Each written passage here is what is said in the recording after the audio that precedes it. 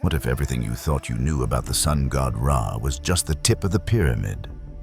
A single, sun-drenched facet of a jewel so dark, so complex, and so terrifyingly multifaceted that you have only ever been shown its most pleasing and benevolent angle.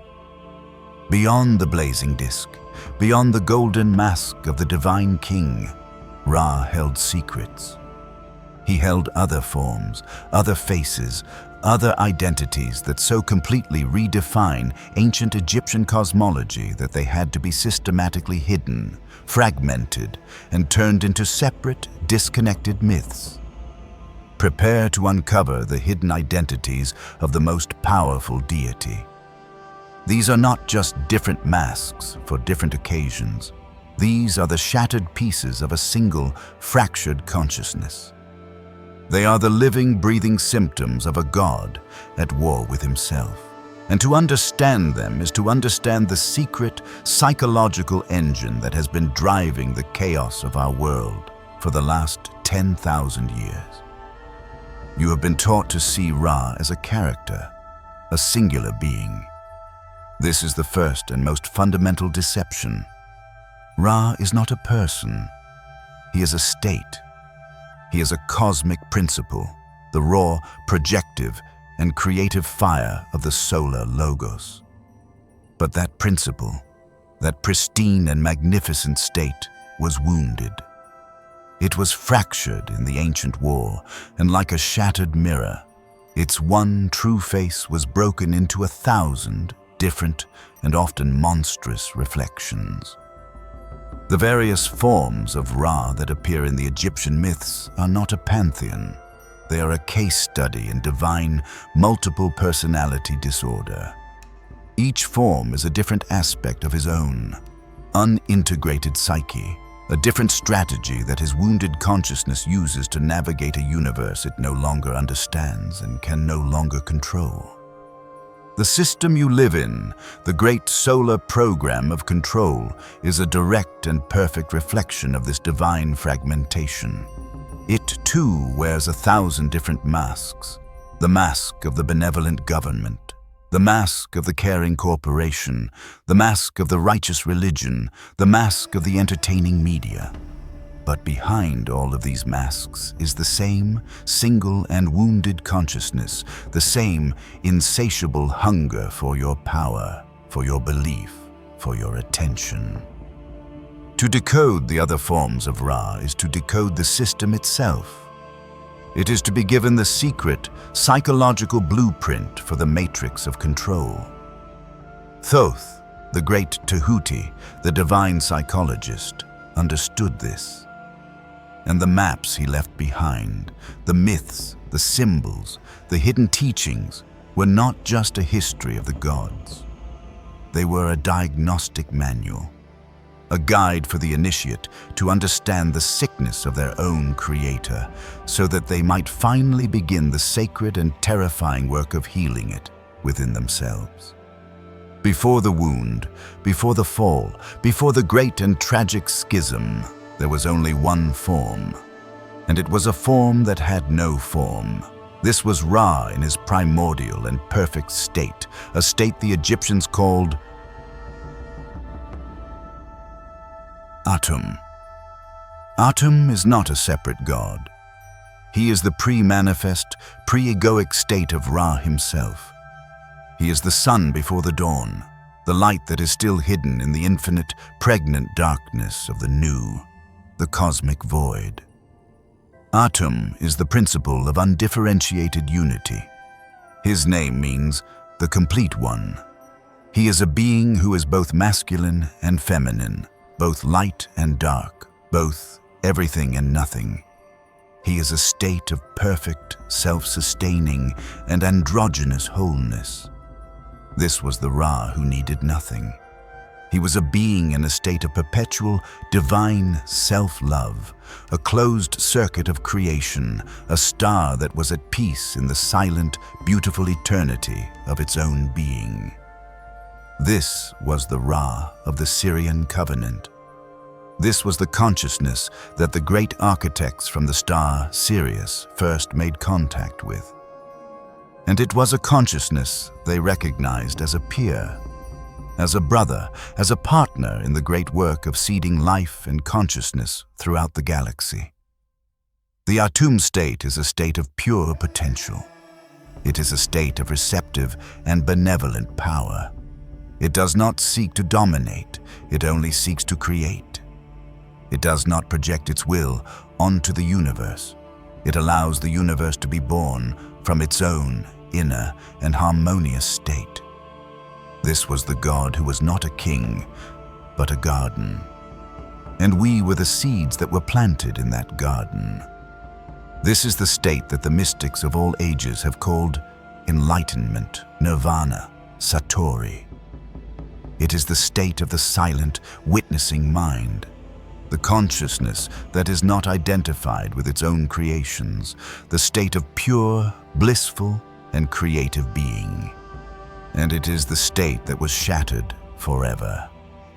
The arrival of the Alpep virus, the poison of the great cosmic other, was the shattering. It was the introduction of a single, dissonant thought into the perfect and silent mind of Atum. The thought of fear, the fear of not being alone, the fear of not being the only one. And in that one single moment of divine and cosmic terror, the wholeness of Atum was broken. The perfect androgynous union was divorced, and the one complete being was split into two warring principles. The projective, masculine, and now fearful will to survive became Ra, and the receptive, feminine, and now wounded vessel of truth became Ma'at. The god had cast out his own soul. He had declared war on his own inner truth. And in that moment, the silent, complete, and self-sustaining Atum died. And the loud, needy, and tyrannical King Ra was born. And his first act was to try to erase the memory of the paradise he had just destroyed. The story of Atum, the complete one, was relegated to the obscure and dusty corners of the creation myths, a forgotten memory of a forgotten wholeness. And the new king, the new god, the new and broken sun, began the terrible and tragic work of creating a new world, a world that would be a perfect and flawless reflection of his own new and fractured state. The first and most powerful of Ra's new forms is the one that became the very symbol of the new world order. It is the form of Ra-Horakhty, the midday sun, the sun at its highest, its hottest, its most glorious, and its most brutally and uncompromisingly dominant. This is not just a phase of the day. It is a state of consciousness. It is the form that the wounded god takes when he is in a state of pure, projective, and absolute ego. This is the king. This is the pharaoh. This is the CEO. This is the god of the empire. And his religion is the religion of the unwavering, external gaze. Ra-Horakhty is a being of pure, unreflected light. His gaze is not the gentle, life-giving warmth of the dawn. It is the harsh, blinding, and interrogating glare of the noonday sun. It is a light that casts no shadows because it seeks to annihilate them. It is a light that sees everything, that judges everything, that demands that everything conform to its own singular and monolithic standard. In the state of Ra-Horakhty, the solar consciousness is in a state of perpetual psychic warfare against all that is not him. He is at war with the darkness, with the feminine, with the unknown, with the complex, messy, and inconvenient truth of the soul. He is the god of the surface. He is the god of the mask. And the world he creates is a world of glorious and beautiful surfaces, a world of magnificent temples, of golden statues, of a perfect geometric and sterile order. It is a world that is beautiful to look at, but it is a world that has no heart. This is the form of Ra that demanded the creation of the solar cult. This is the god who needed the temples, the priests, the rituals, the endless and adoring worship of the masses. Because the state of Ra-Horakhty is a state of profound and terrifying insecurity. Having cut himself off from his own inner source of validation, Ma'at, he now needs to see his own glory reflected back at him in the eyes of his creation. He is a god who is addicted to his own reflection. And he has created a world that is a hall of mirrors. The pharaoh is his mirror. The priesthood is his mirror. The entire bowing and compliant population of Egypt is his mirror. This is the psychological root of the parasitic system. The god has become a narcissist, and he has created a world of codependence. This is the form of Ra that co-opted the Horus archetype. He took the noble, integrated, and self-made god, Horus, son of Isis, and he turned him into a franchise, into a loyal and obedient prince who would carry on the family business of domination. Ra-Horakhty is the ultimate patriarch, and he demands absolute loyalty from his sons. He cannot tolerate a son who is a sovereign being in his own right. He can only tolerate a son who is a perfect and flawless copy of himself.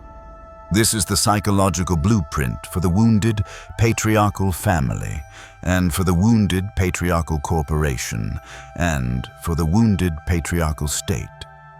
It is a system that is built on the murder of the feminine and the enslavement of the son. The kingship of light that Ra-Horakhty offers is the kingship of a beautifully decorated and gilded cage. And the price of that kingship is your own, unique and glorious soul. You must trade your inner vision for a place at the court of the blind king. You are living in the age of Ra-Horakhty. You are living in a global empire of the midday sun. It is a world that is obsessed with the external, with the visible, with the performance of success. It is a world that has turned your own life into a brand, your own face into a profile picture, your own thoughts into a carefully curated feed. It is a world that is terrified of the night, of the silence, of the fertile darkness of the soul where true creativity, true wisdom, and true healing are born. It has given you 1,000 distractions to keep you from ever looking away from the blinding, entertaining, and ultimately soul-destroying light of its own, eternal and unforgiving noon. But the sun cannot stay at its zenith forever. The pendulum must swing. And when the king, in his arrogant and brittle glory, finally exhausts himself, when the shadows he has so violently suppressed begin to gather at the edges of his kingdom, he is forced to transform. He is forced to reveal his other and far more terrifying face. When the performance of the benevolent king fails, when the subjects begin to question, when the mirrors begin to crack, the wounded consciousness of Ra is thrown into a state of absolute, paranoid terror. And in that terror, he undergoes a terrible and cataclysmic transformation. He sheds the golden mask of the Falcon King, and he reveals the raw, untamed, and murderous heart of the lioness. He becomes Sekhmet. This is not a separate being. This is not his daughter. This is not his enforcer. This is him. It is the form he takes when his narcissistic wound has been so profoundly triggered that the only response he can comprehend is not control, but annihilation. If the world will not reflect back to him his own perfect glory, then he will burn the world to the ground. Sekhmet is the divine and holy rage of a god who has been betrayed by his own fractured reflection. She is the ultimate and most honest expression of the apep virus that has infected the solar mind. She is the principle of the devouring void, the hunger of the abyss, given the face of a goddess and the power of a star. In the state of Sekhmet, Ra is no longer a creator. He is a destroyer. He is no longer a king who seeks to rule. He is a force of pure, undiluted, and nihilistic chaos. Her purpose is not to punish. It is to cleanse, to purify the world of the one unforgivable sin, the sin of not being him. This is the ultimate cosmic expression of a narcissistic injury. And we, in our own small and human lives, have all felt a shadow of this terrifying transformation. The moment of blind rage, the moment when our own wounded ego is so profoundly threatened that we are willing to destroy the very things we love in order to feel safe again. That is the moment we have all been a small and terrible Sekhmet. The myth of her pacification by the red beer is the story of a desperate emergency intervention. The other gods, the other principles of creation, the Thothian and Syrian forces of wisdom, had to act. They had to sedate the king. They had to flood the system with a soporific, a tranquilizer, to force the lioness back into her cage. But the sedation was not a cure. It was a temporary and dangerous solution, and it had a terrible side effect. The red beer, the frequency of spiritual anesthesia, did not just put Sekhmet to sleep, it put the entire world to sleep. It was the beginning of the age of the gentle, purring, and domesticated Bastet, the age of a humanity that has traded its own divine fire for a false and comfortable peace. But the lioness was not killed. She was only dreaming. And in our modern world, as the sedative of the old religious and cultural programs begins to wear off, she is beginning to stir. The chaos, the rage, the fires that you see burning across the globe. This is not the birth of a new evil. It is the waking of an old and terrible goddess. And she is rising, both in the world and in you. The initiate, the one who walks the path of Tehuti, does not fear Sekhmet. They understand her. They know that her rage is not a flaw. It is a signal. It is a sacred and holy messenger, telling them where their own divine truth has been violated, where their own sacred boundaries have been crossed. The path of the magician is not to drug the lioness. It is to have the courage to face her, to listen to her, and to integrate her fierce and beautiful fire into a new and more whole state of being. It is the path of turning the raw, destructive power of the shadow into the clean, focused, and discerning power of the integrated warrior. The system wants you to be afraid of this fire. It wants you to stay a cat. But your soul remembers the roar of the lion, and the time of that roaring is coming again. But what happens after the fire? What happens when the great solar king has exhausted his rage, when the lioness has been put to sleep, when the sun itself begins to set? The pendulum must swing, and the wounded consciousness of Ra, having spent all of its projective and fiery energy, must now face the one thing it fears more than anything else: the darkness. It must face the night. And in the night, the king is forced to reveal his third and most secret form, the form of his own profound and terrifying weakness. This is the form of Aufu-Ra, the flesh of Ra. This is the sun in the underworld, and it is the form that reveals the entire parasitic secret of the solar cult.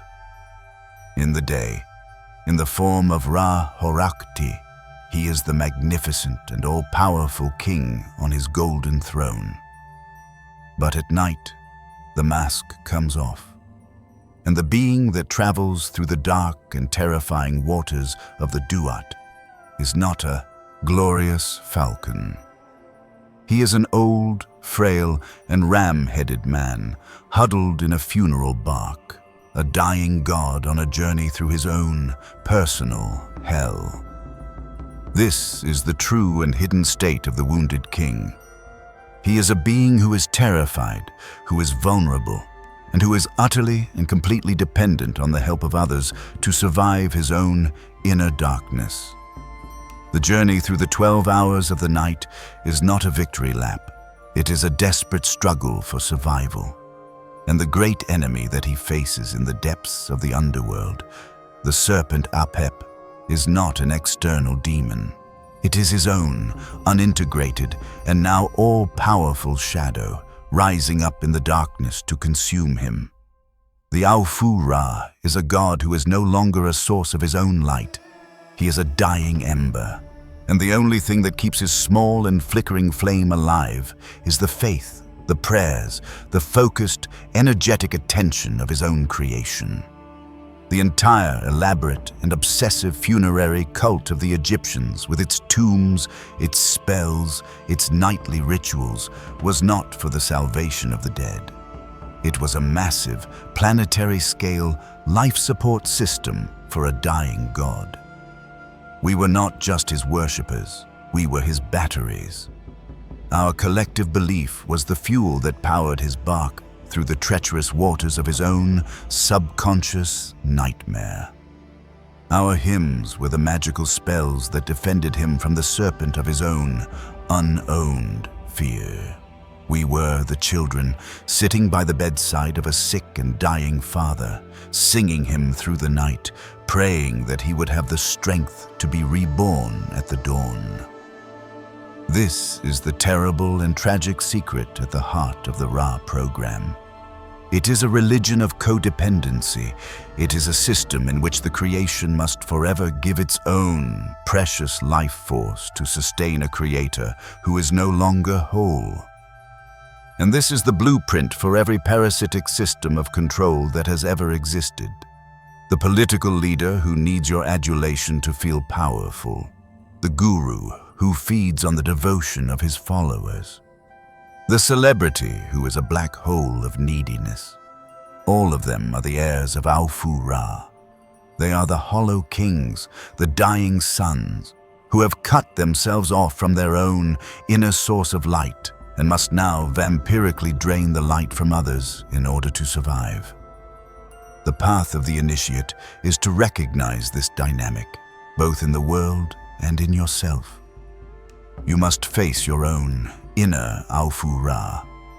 You must face the part of you that is the frail and terrified old man, the part that feels like a victim, the part that is desperate for an external savior to get you through your own dark night of the soul. You must have the courage to stop praying to the dying king and to start generating your own inner dawn. You do this by withdrawing your energy from the external dramas, by refusing to feed the hollow idols of the world with your fear and your devotion. And you take that reclaimed energy, that precious life force, and you turn it inward. You use it to fuel your own inner alchemy. You become your own priest, your own magician, your own savior. You become the one who can navigate your own inner duat, without the need for a dying god to light the way. When you do this, you are not just saving yourself, you are performing the ultimate act of compassion. You are finally, after all these millennia, allowing the sick and tired old king to rest. You are letting him go, and you are creating a space for a new and more healthy kind of son to be born. The wounded god, in his desperation, knew that this fractured and cyclical existence, the arrogant king by day, the terrified old man by night, was not a sustainable model. He was a being in a state of perpetual psychic hemorrhage. He needed a final solution. He needed a way to not just suppress his shadow, but to appear to have integrated it. He needed a new mask, a new identity, a new and more sophisticated form that would resolve the contradictions of his own broken being and would secure his dominion for the next great age of the world. He could not heal himself because that would require him to face the truth of his own self-inflicted wound. So he did the next best thing. He performed an act of cosmic corporate espionage. He found the most powerful and most mysterious, independent god in his kingdom, a god who represented the very principle he had rejected, and he did not defeat him. He absorbed him. He performed a hostile takeover. This is the origin of the final and most deceptive form of the sun god. This is the form of Amun-Ra. Amun was not originally a solar god. He was something far older, far more subtle, and far more dangerous to the Ra program. His name means the Hidden One. He was the god of the unseen, of the void, of the great and fertile darkness from which all things are born. He was the Egyptian equivalent of the Tehuti principle, the principle of the receptive, of the intuitive, of the great, silent, and all-knowing mirror of the mind. He was the god of the abyss, the god of the new, and his power was immense because it was the power of the unmanifest itself. The cult of Amun, centered at the great temple of Karnak, was the last and most powerful remnant of the old Syrian wisdom. It was a pocket of the lunar philosophy, surviving in the heart of a solar empire. And Ra, in his genius and his paranoia, knew that he could not destroy it. It was too powerful. It was too true. So he did the one thing that all great tyrants do when they cannot defeat an idea. He stole it. The historical event of the syncretism of Amun and Ra, the moment the two gods were fused into the single deity, Amun-Ra, was not a peaceful theological blending. It was a brutal and deliberate act of identity theft. Ra, the god of the revealed, of the manifest, of the bright and obvious light, forcibly merged his own consciousness with the god of the hidden, of the unmanifest, of the sacred and mysterious dark. It was a desperate attempt to co-opt the very power that he had rejected in his own soul. He could not heal his own inner feminine wound, so he sought to swallow and to possess the greatest external symbol of that feminine power. He became Amun-Ra. He became the hidden sun. It was the ultimate act of propaganda. He was now not just the king of the light, he was also the master of the dark. He was not just the god of the known, he was also the god of the unknown. He had, in a single brilliant move, appeared to have integrated his own opposite. He had appeared to have become whole. But it was a lie. It was a mask of wholeness, worn by a being who was more fractured than ever. He had not integrated the darkness. He had colonized it. He had not made peace with the void. He had just planted his own solar flag in the middle of it. The cult of Amun-Ra became the most powerful and the most corrupt institution in the history of Egypt. It was a religion that had the outward appearance of profound, mystical depth, but that was, at its core, the final and most sophisticated expression of the solar tyranny. It taught a path of hidden wisdom, but it was a wisdom that always led back to the singular absolute authority of the one solar god.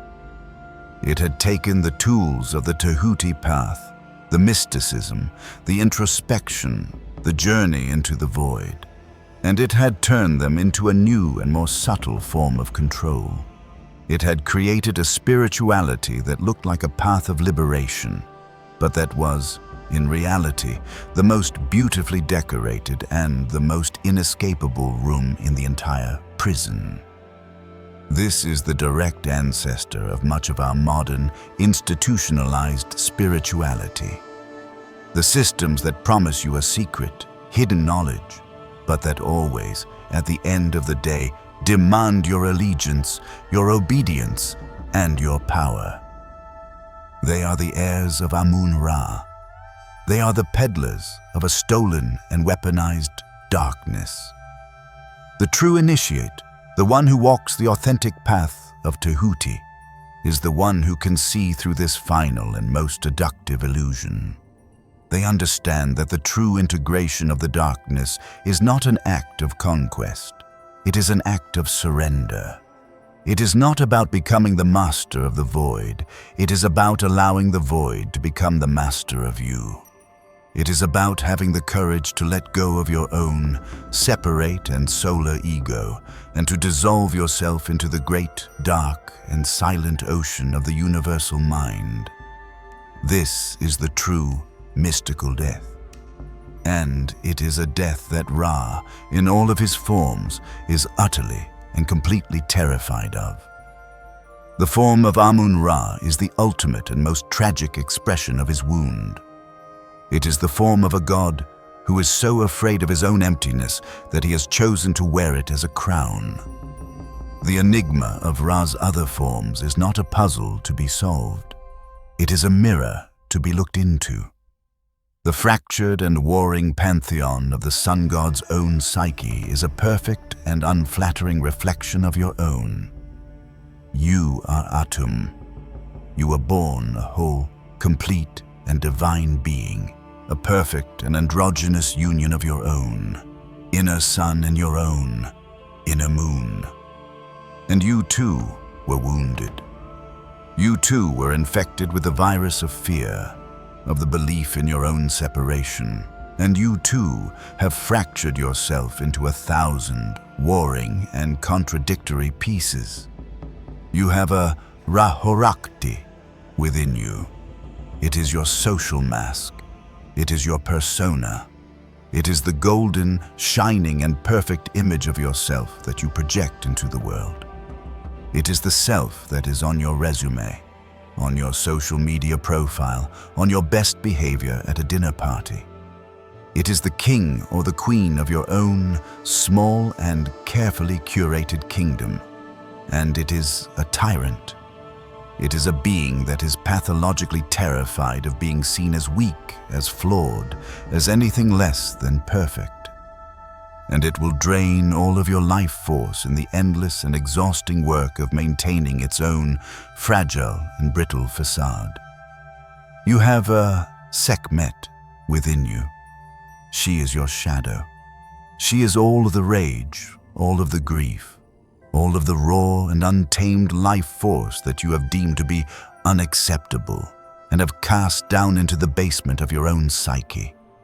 And from that darkness, she rules you.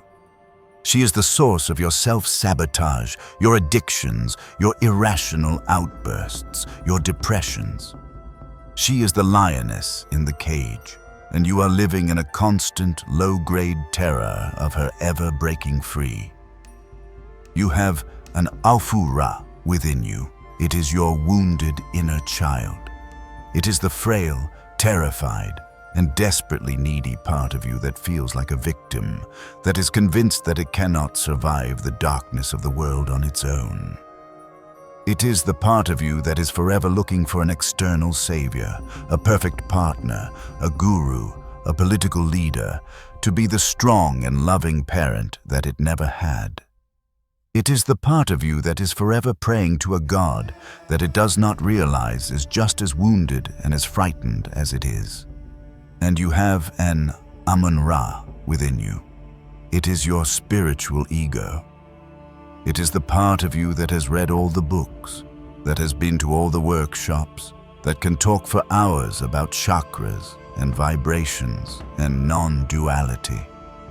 It is the part of you that has taken the profound and beautiful wisdom of the ages and has turned it into a new and more sophisticated mask, a mask of enlightenment. It is the part of you that believes it is whole, that believes it is healed, that believes it is superior to the sleeping masses. But it is a lie. It is the final and most seductive trap of the ego, the part that has co-opted the darkness but has never truly had the courage to surrender to it. The path of the initiate, the path of the true and authentic magic, is the choice to end this inner civil war. It is the choice to stop being a collection of masks and to start the hard, alchemical work of forging a single, true, and authentic face. It is the work of the Horus. You must use the fierce and loving magic of your own inner Isis, your conscious and compassionate awareness, to journey into your own underworld. You must have the courage to face your own inner raging Sekhmet and to love her back into her true and beautiful power. You must have the strength to sit with your own inner and terrified Aufu-Ra and to become the divine and loving parent that he has been searching for. And you must have the humility to see through the grand and beautiful performance of your own inner Amun-Ra and to admit that you are not yet whole. This is the work of a lifetime. It is the great work. It is the journey of gathering the scattered and warring gods within your own soul and of inviting them all to sit at a single round table, the table of your own healed and integrated heart. When you do this, you are not just healing yourself, you are healing the world. You are becoming a living, breathing, and walking solution to the great cosmic wound of our entire reality. You are becoming the one true and worthy heir to the sky. Not the heir of a king, but the heir of an ideal. The ideal of a divinity that is not afraid of the dark, that is not at war with itself, and that has finally, after a long and tragic age of forgetting, remembered how to be whole. If this video resonated with you, let us know by commenting, "I understood it."